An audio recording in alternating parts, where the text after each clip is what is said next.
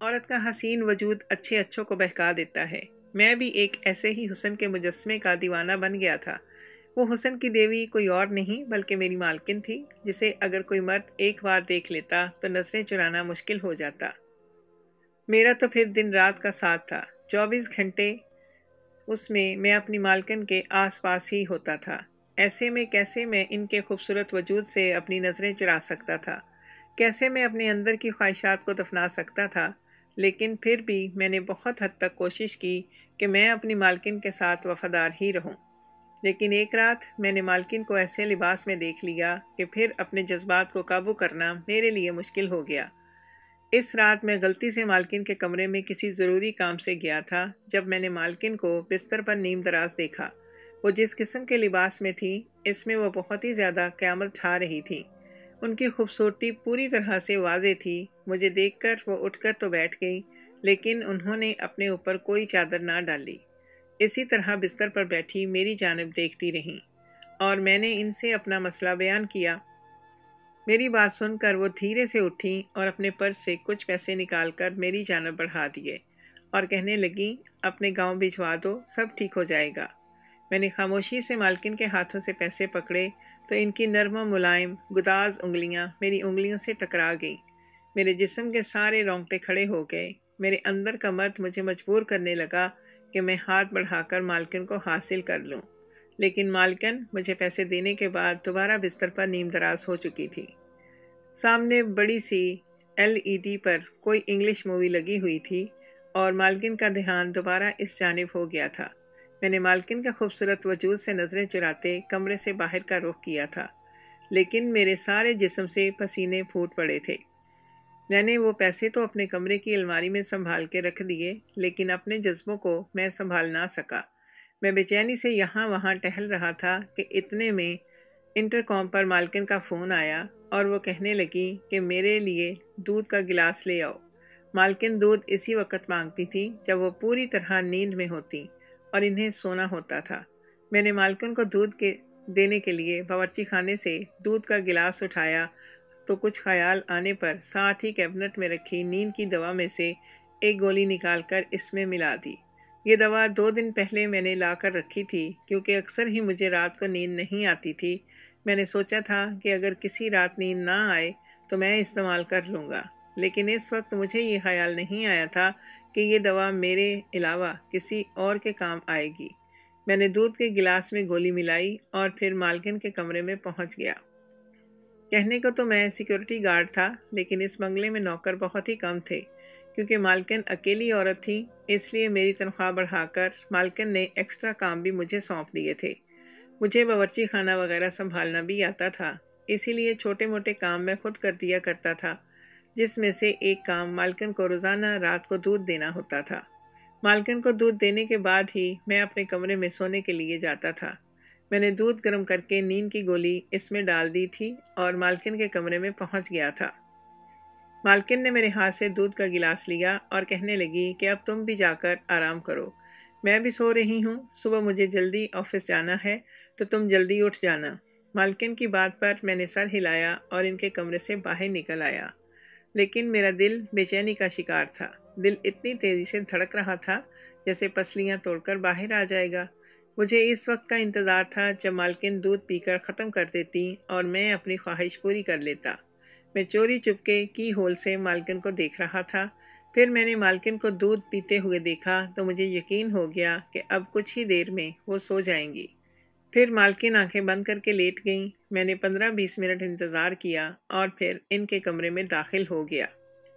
مجھے بہت زیادہ ڈر لگ رہا تھا، لیکن جذبات میرے ڈر پر غالب آ گئے تھے۔ مالکن اسی لباس میں بستر پر اوندھی لیٹی سو رہی تھی۔ مجھے اندازہ تھا کہ وہ گہری نیند میں ہوں گی، اسی لیے میں نے اپنے یونیفارم کی جرسی اتار کر ایک طرف رکھ دی اور مالکن کے قریب ہو گیا۔ جیسے ہی میں نے مالکن کے بالوں میں ہاتھ پھیرا اور انہیں سیدھا کرنے کی کوشش کی تو میری جان نکل گئی، کیونکہ میں اپنے گاؤں کا سب سے طاقتور نوجوان تھا، لمبا چوڑا مضبوط، لیکن شاید یہی میری بدقسمتی تھی، کیونکہ مجھے جس سے محبت تھی اسے مجھ جیسے مرد سے شادی نہیں کرنی تھی۔ جب میں نے نعیمہ کے لیے رشتہ بھجوایا تو اس کے گھر سے صاف انکار ہو گیا، اور پھر مجھے پتہ چلا کہ نعیمہ نے میرے لمبے قد کی وجہ سے انکار کیا ہے، کیونکہ اس کی اپنی ہائٹ چھوٹی تھی۔ اس کا کہنا تھا کہ میرے آگے وہ بچی لگتی ہے، اسی لیے وہ مجھ سے شادی نہیں کرنا چاہتی، اور انکار کی یہ وجہ سن کر میں بالکل ہی دنگ رہ گیا تھا۔ میں نے کبھی سوچا بھی نہیں تھا کہ اپنے جس لمبے چوڑے بدن پر مجھے ناز ہے، اسی کی وجہ سے مجھ سے میری محبت چھن جائے گی۔ میں نے نعیمہ سے خود بات کرنے کی ٹھانی، اور اگلے دن صبح کو جب وہ کنویں کے پاس پہنچی تو میں بھی اس کے پیچھے پہنچ گیا۔ میں نے اسے بہت راضی کرنے کی کوشش کی، لیکن اس کی الگ ہی سوچ تھی۔ کہنے لگی، میری سہیلیاں میرا مذاق بنائیں گی، ہمارا کوئی جوڑ نہیں ہے، تمہارے جیسے لمبے چوڑے آدمی کو میں اپنا شوہر نہیں چن سکتی، مجھے کوئی اپنے جیسا چاہیے۔ میں نے نعیمہ کے سامنے اپنی محبت کا اقرار کیا، لیکن وہ اپنا اٹل فیصلہ سنا چکی تھی، اور پھر مجھے 2 ہی دن بعد پتہ چلا کہ میرے مقابلے پر اس نے منشی کے بیٹے کو چنا ہے، کیونکہ وہ پیسے والا بھی تھا اور ڈیل ڈول میں بھی ایک نارمل مرد۔ نعیمہ کی اس بات نے میرا دل ایسے توڑا تھا کہ گاؤں میں رہنا میرے لیے مشکل ہو گیا تھا۔ میں نے اسی وقت اپنا سامان باندھا اور اماں سے کہا کہ اب میں شہر جا رہا ہوں، مجھ سے اب اس گاؤں میں نہیں رہا جائے گا۔ میری بات سن کر اماں حیران ہوئیں، کہنے لگی، اپنی زمینیں چھوڑ کر کیوں جا رہے ہو؟ اب میں انہیں کیا بتاتا کہ نعیمہ کا روگ میرے دل پر کیسا لگا تھا۔ اماں ہرگز بھی میرے اس فیصلے سے خوش نہیں تھیں، کیونکہ میرا شہر میں کوئی جاننے والا نہیں تھا، نہ ہی میں زیادہ پڑھا لکھا تھا، نہ ہی مجھے کوئی نوکری مل سکتی تھی۔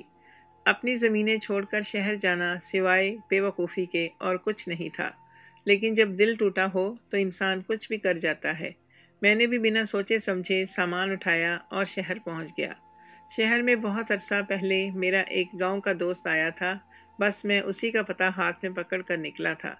جب میں اس کے پاس پہنچا تو اس نے مجھے اپنے ساتھ رکھ لیا، کہنے لگا، تو پڑھا لکھا تو ہے نہیں، نہ ہی تیرے پاس کوئی ہنر ہے، البتہ تیرا یہ لمبا چوڑا ڈیل ڈول ہی تیرے کام آ سکتا ہے۔ میں تیرے لیے کسی کام کی تلاش کرتا ہوں۔ اور پھر 1 ہفتہ ایسے ہی گزر گیا۔ میں ہمت ہار گیا تھا، جیب میں رکھے پیسے بھی ختم ہو گئے۔ گاؤں سے اماں بھی بار بار فون کر کے واپس آنے کا کہہ رہی تھی، اور پھر نہ چاہتے ہوئے بھی میں نے واپسی کا ارادہ باندھا ہی تھا کہ میرے دوست نے مجھے بتایا کہ ایک امیر عورت کو سیکورٹی گارڈ کی ضرورت ہے۔ وہ عورت میرے دوست کی میڈم تھی، اور اسے کوئی ایسا سیکورٹی گارڈ چاہیے تھا جس کی جسامت سے ہی سب خوفزدہ ہو جائیں۔ میں نے کہا، مجھے تو بندوق وغیرہ چلانا بھی نہیں آتی، گاؤں میں تو ہم کلہاڑیوں کا استعمال کرتے تھے۔ وہ کہنے لگا کہ میڈم کے زیادہ دشمن بھی نہیں ہیں، بس دنیا دکھاوے کے لیے انہیں گارڈ چاہیے، اسی لیے انہیں زیادہ چیزیں نہیں دیکھنی۔ کل تم میرے ساتھ چلنا۔ اور پھر میں اگلے ہی دن وہاں پہنچ گیا۔ اتنا بڑا عالی شان بنگلہ تھا کہ میں حیران رہ گیا۔ باہر ایک باوردی چوکیدار کھڑا تھا۔ میں اندر داخل ہوا، اور پھر جب میڈم ڈرائنگ روم میں آئی تو مجھے لگا جیسے میں سانس لینا ہی بھول گیا ہوں۔ میں سمجھتا تھا کہ نعیمہ اس دنیا کی آخری خوبصورت لڑکی ہے، لیکن میڈم کو دیکھنے کے بعد مجھے احساس ہوا تھا کہ میں بالکل غلط سوچ رکھتا تھا۔ خوبصورتی تو نعیمہ سے شروع ہوتی تھی۔ میڈم اتنی حسین تھی کہ ان کا حسن دیکھ کر کوئی بھی مبہوت رہ جاتا۔ میرا حال بھی کچھ ایسا ہی تھا۔ میڈم پاؤں پر پاؤں رکھ کر میرے سامنے صوفے پر بیٹھ گئیں۔ ان کی بھوری نظریں میرے وجود کے آر پار ہو رہی تھیں۔ وہ کہنے لگی کہ ڈیل ڈول تو ٹھیک ٹھاک ہے، تھوڑا بہت لڑائی جانتے ہو؟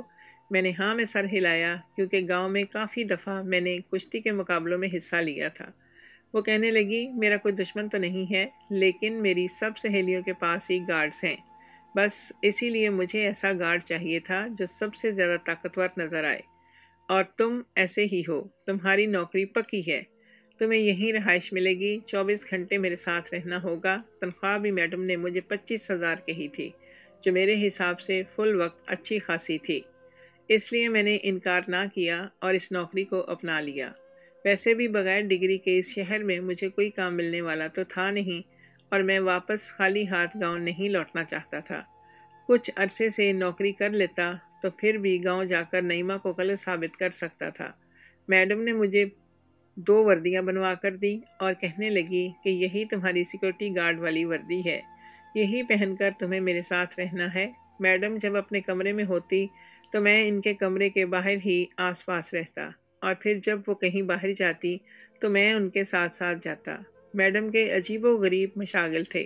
وہ بہت کم اپنے دفتر جاتی تھی، زیادہ تر وہ کسی کیفیٹیریا میں یا پھر کسی شاپنگ مال وغیرہ میں گھومتی پھرتی رہتی۔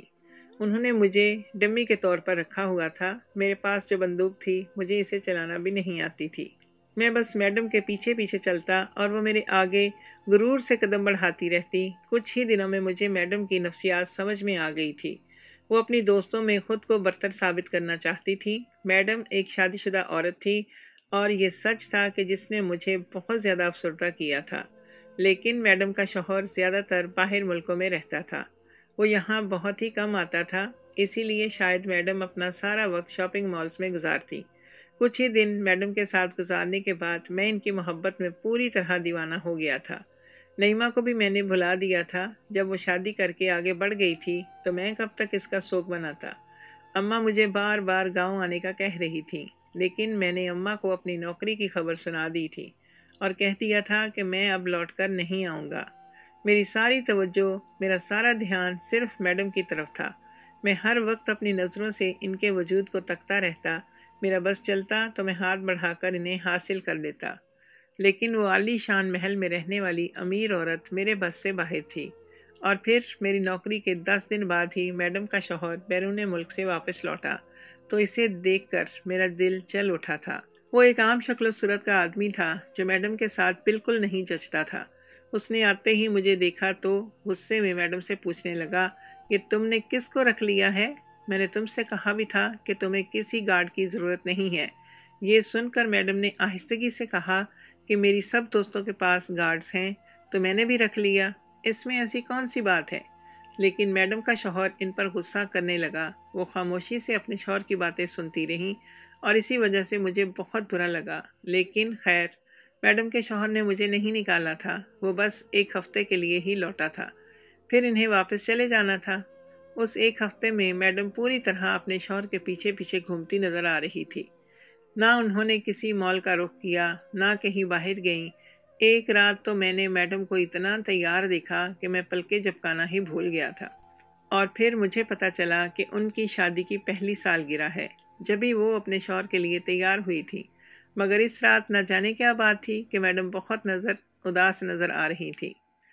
میری چھٹی ہو چکی تھی، میڈم کو کہیں باہر نہیں جانا تھا، اسی لیے میں اپنے کمرے میں چلا گیا، لیکن نیند میری آنکھوں سے کافی دور تھی۔ میرا دل چاہتا تھا کہ میں میڈم کے لیے جو جذبات رکھتا ہوں وہ ان سے بیان کر دوں، اپنی خواہشوں کو پورا کر لوں، لیکن یہ اتنا آسان نہیں تھا۔ پھر ایک ہفتے کے بعد میڈم کا شوہر واپس گیا تو وہ بہت بجھی بجھی نظر آنے لگی۔ شوہر کے جانے کے بعد نہ وہ کسی مال گئی تھی اور نہ ہی انہوں نے کسی پارٹی کا رخ کیا تھا، بلکہ وہ گھر میں ہی محدود ہو گئی تھی۔ ایسا لگتا تھا جیسے اپنے شوہر کے جانے کے بعد بہت اداس ہوں۔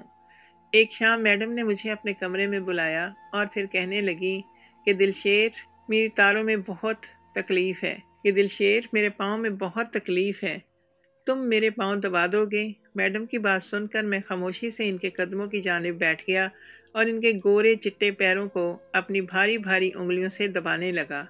وہ تکیے سے سر ٹکائے بیٹھی تھی۔ کہنے لگی کہ تمہارے مالک کے جانے کے بعد میں بالکل تنہا ہو جاتی ہوں، میرا کسی چیز میں دل نہیں لگتا، اتنا پیسہ ہے لیکن پھر بھی میں خوش نہیں ہوں، میرا اندر بہت خالی ہے، میں چاہتی ہوں کہ تمہارا مالک مجھے چھوڑ کر نہ جایا کرے۔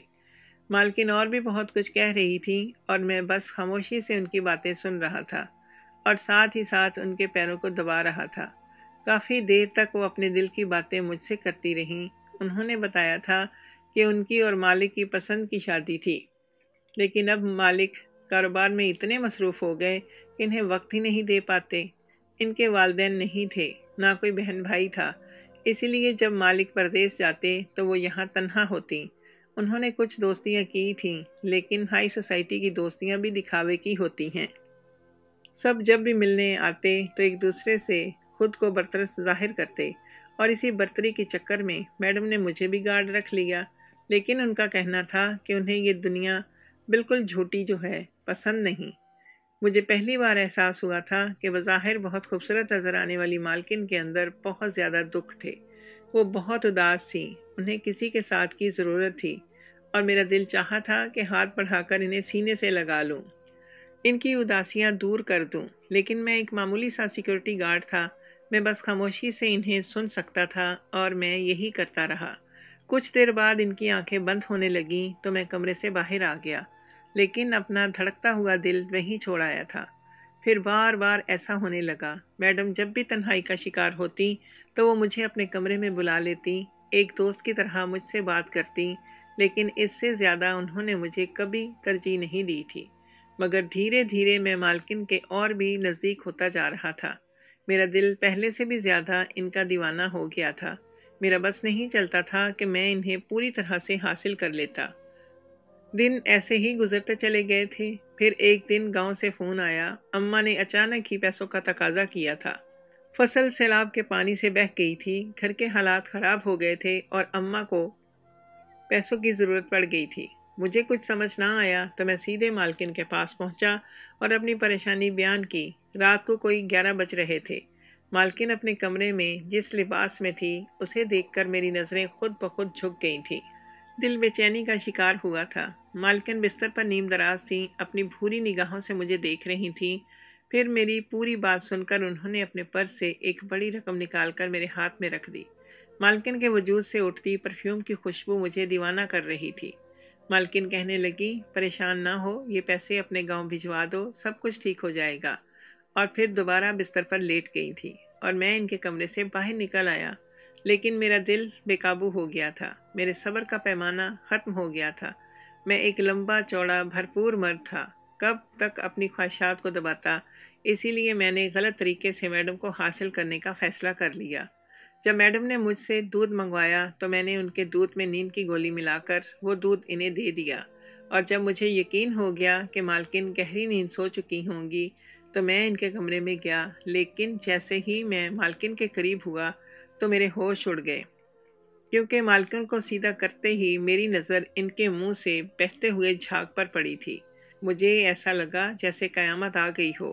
مالکن کو کیا ہوا تھا؟ کیا نیند کی گولی نے ان کی یہ حالت کر دی تھی؟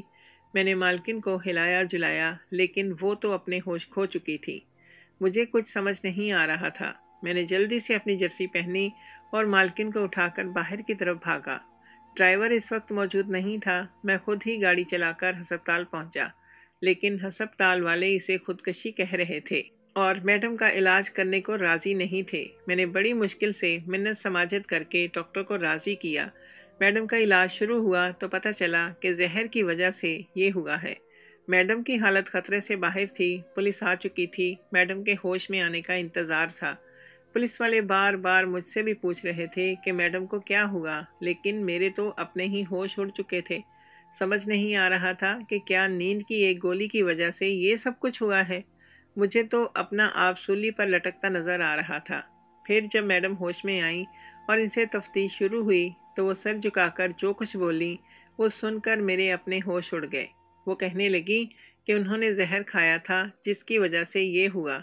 پولیس والے جاننا چاہتے تھے کہ انہوں نے خودکشی کیوں کی۔ اس پر انہوں نے بتایا کہ ان کا شوہر جس سے وہ بے انتہا محبت کرتی ہیں وہ شوہر کہلانے کے لائق ہی نہیں۔ میڈم نے روتے ہوئے بتایا کہ انہوں نے اپنے سیکریٹری سے شادی کی تھی کیونکہ انہیں اس سے محبت ہو گئی تھی۔ وہ آنکھیں بند کر کے اپنے شوہر کا اعتبار کرتی تھیں۔ انہوں نے اپنا سارا کاروبار بھی اپنے شوہر کو سونپ دیا۔ وہ اپنی تنہائی میں کسی سچے جیون ساتھی کی تلاش میں تھیں، لیکن اس وقت ان کی جان نکل گئی جب انہیں پتہ چلا کہ ان کا شوہر ان کا کاروبار سنبھالنے کے بہانے غیر عورتوں کے ساتھ تعلق بناتا ہے، عورتوں کو نوکری پر رکھنے کے بہانے ان کو استعمال کرتا ہے، بیرون ملک کے دوروں کے بہانے وہ وہاں پر عیاشی کرتا ہے۔ میڈم نے کئی بار اپنے شوہر سے بات کرنے کی کوشش کی، لیکن وہ صاف مکر جاتا کہ ایسا کچھ بھی نہیں۔ لیکن کسی نہ کسی طرح سے میڈم کو پتہ چلتا گیا۔ جس دن ان کی شادی کی سالگرہ تھی اس دن میڈم کو پتہ چلا کہ ان کے شوہر نے کسی اور عورت سے بھی شادی کر رکھی ہے۔ انہیں لگا کہ وہ جیتے جی مر جائیں گی۔ وہ اپنے شوہر سے علیحدہ ہونا چاہتی تھیں، لیکن اس ایک آدمی کے سوا ان کی دنیا میں کوئی بھی نہیں تھا، نہ کوئی دوست، نہ کوئی رشتہ دار۔ اس لیے وہ اپنے شوہر سے الگ بھی نہیں ہو سکی اور اس غم کو جھیلنے لگیں۔ کل رات انہیں پتہ چلا کہ ان کے شوہر نے ان کے کاروبار کا ایک بڑا حصہ دھوکے سے اپنے نام کروا لیا ہے۔ ان سے کسی کمزور لمحے میں دستخط کروا کر ان سے ان کی ہی جائیداد چھین لی ہے۔